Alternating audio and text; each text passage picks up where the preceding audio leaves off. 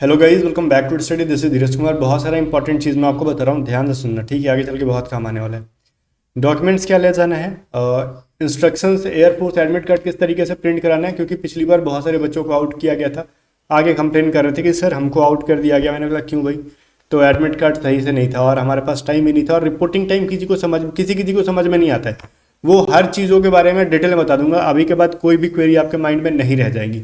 हाँ, अगर किसी के एडमिट कार्ड पे नाम गलत है तो वो सब रोना रोने से कोई फ़ायदा नहीं है, क्योंकि करेक्शन डेट आया था, आपने सुधार दिया तो ठीक है। अगर नहीं सुधारा तो फिर एग्जाम छोड़ दो। अगर आपका डेट ऑफ बर्थ गलत है, अगर आपके आधार से नाम मैच नहीं होता है, फादर्स नेम मैच नहीं होता है, तो आपको एग्जाम नहीं देंगे वो लोग। लाख रुपए कर लेना, वो एग्जाम नहीं देने देंगे अगर ये तीन चीज़ गलती हो जाती है तो, किसी भी कीमत पे। ठीक है, चलो। जो भी था मैं स्ट्रेट फॉरवर्ड बोलता हूँ, मैं मीठा मीठा नहीं। मैं आपके साथ रोने से कोई फायदा नहीं है। नहीं देने देंगे एग्जाम तो नहीं देने देंगे।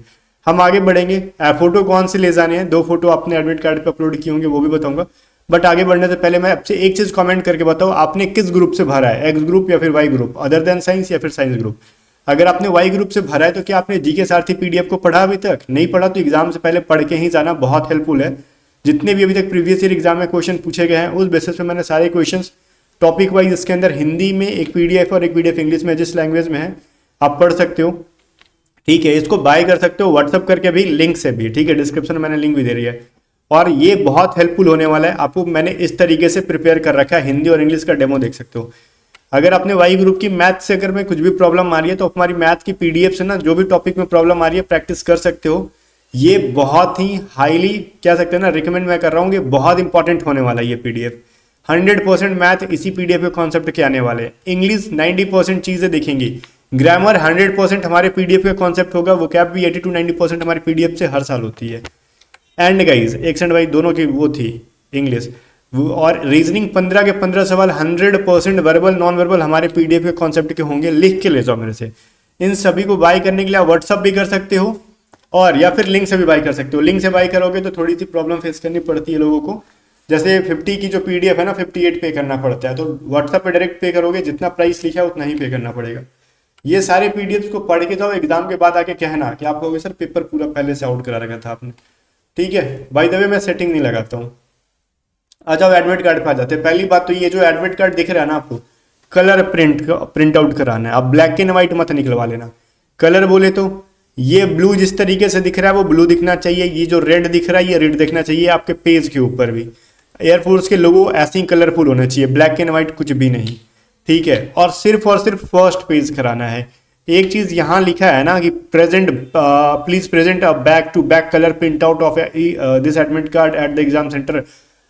और ये लिखा है mandatory instructions for candidate printed on the reverse. कोई जरूरत नहीं है इन सब चीज की, फालतू मत करना ये सब चीज। ठीक है, फालतू के पैसे वेस्ट होंगे। आप सिर्फ फर्स्ट पेज एडमिट कार्ड का प्रिंट आउट कराओगे। कैसा? Colour print out. एक चीज सुनो, फोटो कौन सा ले जाना है? यहाँ पे 2 है, देखो। एक लिखा है कैप्चर्ड फोटो, एक लिखा है अपलोडेड फोटो। कैप्चर्ड फोटो नहीं ले जाना बच्चा, अपलोडेड फोटो। अगर किसी की अपलोडेड फोटो नहीं है आपके पास, एडमिट कार्ड को ना जाओ दुकान पे, कैफे वाले के पास, कहना भाई इस पीडीएफ को ना तुम जेपीजी में कन्वर्ट करके, आराम से गूगल से हो जाता है, और इसके फोटो को कट करके प्रिंट कर दो, कर देगा वो। नहीं समझ में आ रहा उसको तो ले जाओ इस वीडियो को दिखाना।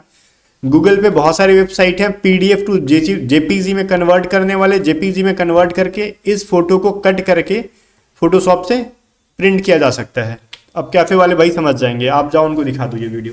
ठीक है, अब मैं फिर आगे की चीज बता रहा हूं आपको। आपका एग्जाम डेट यहाँ पे लिखा होगा, शिफ्ट लिखा होगा, किसी का देखो A1 लिखा होगा, किसी का B1 लिखा होगा, किसी का C1, किसी का A2 A3 ऐसे होगा, किसी का B2 B3 ऐसे होगा, किसी का C2 C3 ऐसे होगा।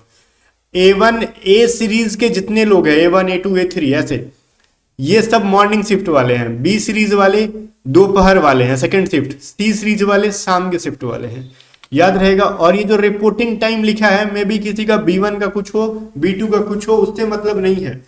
ये जो रिपोर्टिंग टाइम लिखा है ना, ABCD छोड़ो, रिपोर्टिंग टाइम जो लिखा है, इससे 15 मिनट पहले सेंटर पे पहुंच जाना।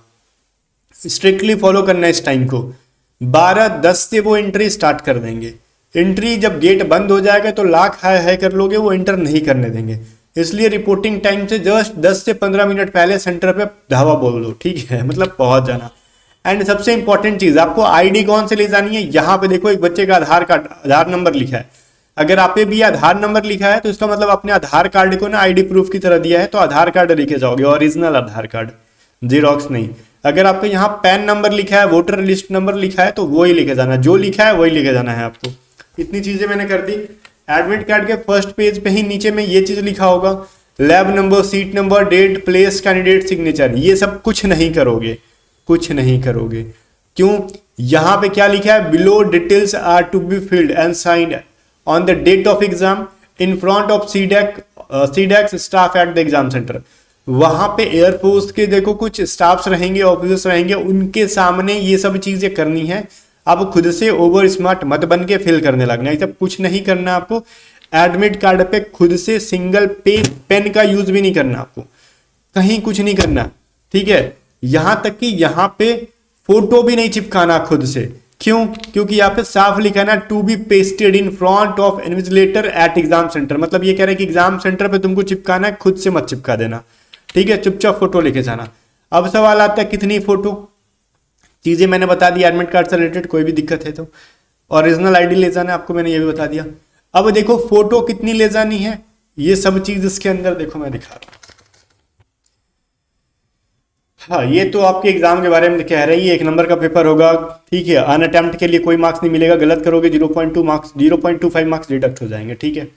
अब कह रहे हैं देखो रफ के लिए ना आपको एक प्लेन सीट वो देंगे, रफ पे आपको कुछ लिखना नहीं है, ठीक है। Candidates who have submitted Aadhaar card as, ये कह रहे जो आधार कार्ड सबमिट कर रहा है, डिस्प्ले हो रहा है एडमिट कार्ड के ऊपर जो लिखा हुआ है, वो अपना आधार कार्ड प्रूफ ले जाएंगे, ठीक है। And candidates are also bring 2 copies of passport size photograph as uploaded while filling the online application. जो मैंने अभी जस्ट फोटो के बारे में बताया वही फोटो 2 ले जाना है, ठीक है, वही सेम फोटो 2 ले जाना है। ओके, अगर कोई बच्चा जम्मू कश्मीर से है, लद्दाख, असम, मेघालय से है, ठीक है, अगर उनके पास आधार ना हो के कोई और वैलिड आईडी है तो वो ले जा सकते हैं, अगर उनके पास आधार ना हो तो, ठीक है। बाकी कोई भी कैलकुलेटर नहीं ले जाएगा, ठीक है। फिर क्या कह रहे हैं, candidates are to occupy only the seat, मतलब अपने सीट पे बैठना, किसी और के सीट पे जाके मत धावा बोल देना, ठीक है। नो ओरिजिनल और फोटो कॉपी और educational certificate are required while appearing for phase 1 test. किसी भी टाइप का देखो ओरिजिनल सर्टिफिकेट, आपसे एजुकेशनल सर्टिफिकेट नहीं मांग रहे। Do not bring any certificate with you. The entry will be strictly based on production of the admit card of valid ID only as per para 4 above. कह रहे देखो आपकी entry जो होगी ना, एडमिट कार्ड एंड जो ID आप पे लिखा गया है वो, उसके बेस पे, एंड आपको पेन भी ले जाना होगा, ठीक है। पेन और फोटो तो ले ही जाना है। प्लीज कैरी 1 ट्रांसपेरेंट ब्लू या black pen for signature and rough work. आपको अपना पेन लेके जाना है, और पेन या तो लिको फिको लेके जाना जो जिसमें इंक दोबारा नहीं डाला जाता है, या फिर आप इंक डालने वाला लीड जो डालते हैं ना उसमें वो ले जा रहे हो ना, तो वो ट्रांसपेरेंट होना चाहिए, जिसके आर पार से दिखना चाहिए, ऐसा पेन ले जाना। एंड बॉल पेन ले जाना, वो रेड पेन नहीं अलाउड है, या तो ब्लू या फिर ब्लैक, बेटर रहेगा ब्लू लेके जाना। 1 लिखा इन्होंने, 2 लेके जाना, ठीक है। और कह रहे हैं ना एग्जाम रिपोर्टिंग टाइम के 15 मिनट पहले पहुंच रहा, मैंने ये चीज आपको बताया था, ठीक है। और if any candidate is not able to complete his or her examination due to technical error, तो वो कह रहे हैं कि अगर मान लो किसी रीजन से, अगर आपके टेक्निकल एरर की वजह से कंप्यूटर कुछ हैंग करता है, लैग करता है, तो आपको दूसरे कंप्यूटर में भी शिफ्ट कर देंगे, इस चीज से घबराना मत, और आपको टाइम वही मिलेगा जहां से टाइम रुका हुआ था, ठीक है। और जितने क्वेश्चन के आंसर आपने करे थे वो चीज आंसर्ड रहेगा, शुरू से नहीं होगा। और मैं ड्रेस कोड को लेके भी कुछ चीजों के बारे में बता देता हूँ। यहाँ पे ड्रेस कोड कैसा अलाउड है एयरफोर्स के अंदर, देखो ध्यान से सुनना। आप शू पहन के नहीं जा सकते हो, बॉयज एंड गर्ल्स ध्यान देना, शूज पहन के अलाउड नहीं। अगर पहन के जाते हो तो गेट के बाहर वो खुलवा देंगे, उसकी रिस्पॉन्सिबिलिटी आपकी है। अगर वहां पे आपकी सालियां जाती हैं जूता चुरा लेती हैं तो, मैं एग्जाम देने वाली लड़कियों के बारे में नहीं बोल रहा हूँ, वो आपकी सिस्टर्स हैं, ठीक है।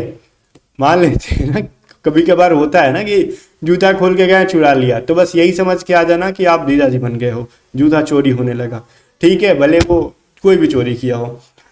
यार ये मजाक की बात है, बट एक चीज समझ लेना कि अगर जूता लेके जाते हो तो उसकी रिस्पॉन्सिबिलिटी आपकी है। अगर चप्पल पहन के जाते हो, स्लीपर पहन के जाते हो, ओपन सैंडल होता है वो पहन के जाते हो, अलाउड रहेगा।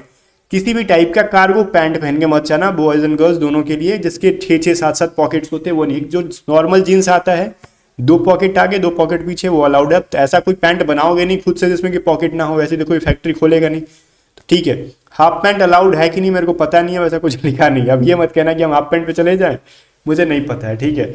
हाँ, टी शर्ट शर्ट को लेके एक बहुत इंपॉर्टेंट इंस्ट्रक्शन दूंगा, फुल टी शर्ट पहन के मत जाना, फुल शर्ट पहन के मत जाना, हाफ पहन के जाना, हाफ स्लीव्स वाले। गर्ल्स के लिए भी यही मैं कहूँगा, बॉयज़ के लिए भी। अब सुनो जो मैं कह रहा हूँ, किसी भी टाइप के ऑर्नामेंट्स नहीं चाहिए। अगर कोई बच्चा हाथ में कड़ा पहनता है वो खोल देना घर पे। गले में कोई चेन है, लॉकेट है, भगवान जी कहीं क्यों ना हो, वो नहीं अलाउड करेंगे। फालतू के सोने के चेन पहन के चले जाते हो, सोने के लॉकेट पहन के चले जाते हो। लड़कियां भी नोज रिंग, ईयर रिंग्स पहन के जाती हैं, वो खोल के रख देना, ठीक है। वैसे तो छोटे मोटे अगर रहते हैं ना वो लोग, या तो खुलवा देते हैं, नहीं तो उस पर टिप साट देते हैं। लेकिन इस उम्मीद से मत जाना कि वो टिप चिपका ही देंगे। कहीं कहीं सेंटर पे अड़ियल लोग होते, कहते तू खोल किया, मैं नहीं चिपका रहा टिप। तो उस सिचुएशन में आप क्या करोगे बताओ? फालतू के जाएंगे हजारों की चीजें।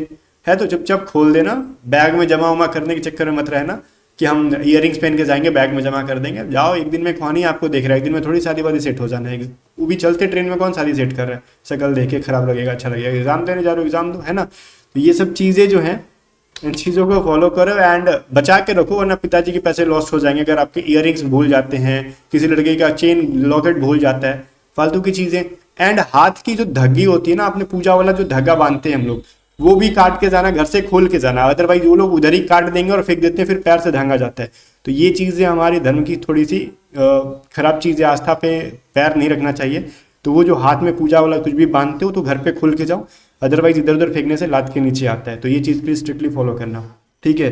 एंड जो सिख भाई हैं हमारे, वो टर्बन पहन के जाते हैं, तो उनको रोकेंगे नहीं, खोलने के लिए नहीं बोलेंगे, बट एक चीज़ ध्यान देना, जो पगड़ी अगर पहन के जाते हो तो उस पर किसी भी टाइप का मेटल का कोई चीज़ नहीं लगा होना चाहिए, ऑर्नामेंट्स नहीं लगा होना चाहिए। सिंपल वाले पहन के जाना आप, वो नहीं खुलवाएंगे आपको, ठीक है। तो ये चीज़ जो थी मैंने आपको बता दी। आई होप गाइस कोई चीज़ बाकी नहीं रही। एंड मस्त होके जाओ। जाने से पहले फिर से एक बार ढिंढोरा पीट देता हूँ। व्हाट्सअप नंबर मैंने दे रखा है 7279047787 पे। सारी पीडीएफ को बाई करो एंड प्रिपरेशन करो। मिलते हैं नेक्स्ट वीडियो में, तब तक bye bye. Video like share कर देना एंड मेरा कॉल भी आ गया।